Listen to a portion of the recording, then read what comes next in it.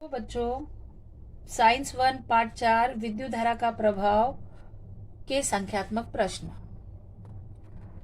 सबसे पहला सवाल, विद्युत परिपथ के एक विद्युत प्रतिरोध में ऊष्मीय ऊर्जा 100 वॉट की दर से निर्मित हो रही है।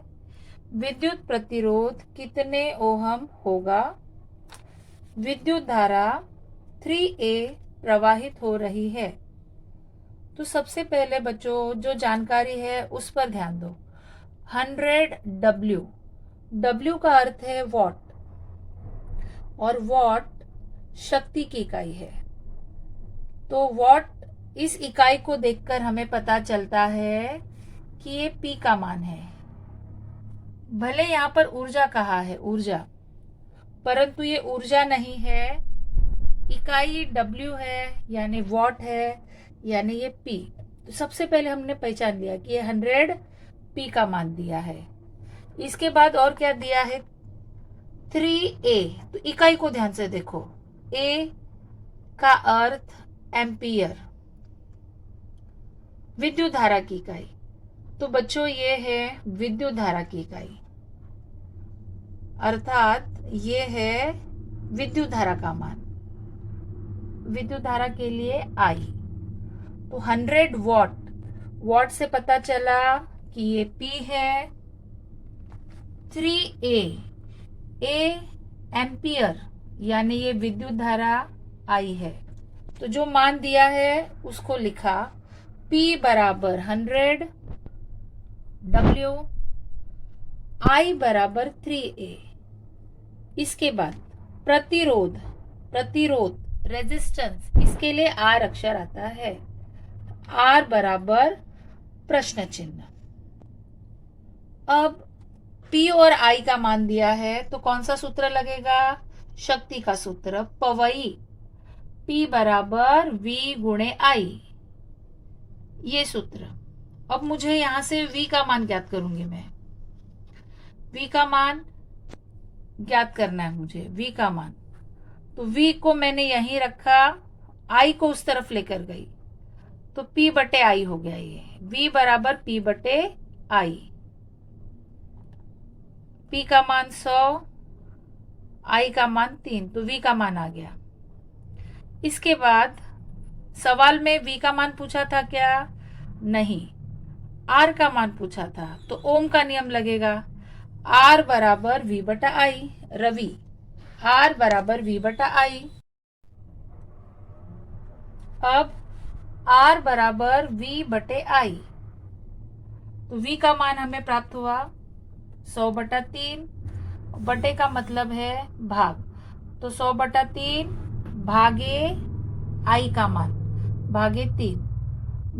इस भाग को गुणा बनाएंगे तो 1 बटे 3 हो जाएगा। इस भाग को गुणा 1 बटे 3, तो 100 बटे 9 उत्तर मिला। 100 में 9 का भाग दिया, ये आंसर आएगा। लास्ट की लाइन लिखना है, विद्युत प्रतिरोध 11.11 ओहम होगा। अब दूसरा प्रश्न बच्चों, सबसे पहले दो बल्ब हैं, उसका विभवांतर 220 वोल्ट। हमारे घरों में जो बिजली आती है उसका विभवांतर होता है 220 वोल्ट, और बल्ब की शक्ति है, एक बल्ब की शक्ति है 100 और दूसरे बल्ब की शक्ति है 60। हमें विद्युत धारा ज्ञात करनी है। तो सबसे पहले दिया क्या है कि V यानी ये वोल्ट है, इकाई वोल्ट है, यानी विभवांतर का मान है। तो मैंने यहाँ पे लिख दिया, ये V का मान है। ये वॉट यानी ये P का मान है, ये भी P का मान है। तो सबसे पहले दो बल्ब की शक्तियां, पहले बल्ब की शक्ति 100, दूसरे बल्ब की शक्ति 60, और विभवांतर है 220। I का मान ज्ञात करना है। तो बच्चों शक्ति से संबंधित सूत्र है प व ई, P बराबर V बटा I। आपको I ज्ञात करना है, I यहीं पे रखो, V को इस तरफ भेज दो, तो P बटा V। P/V। अब दो बल्ब हैं, ठीक है, तो पहले बल्ब के लिए क्या हो जाएगा, I1 P1/V।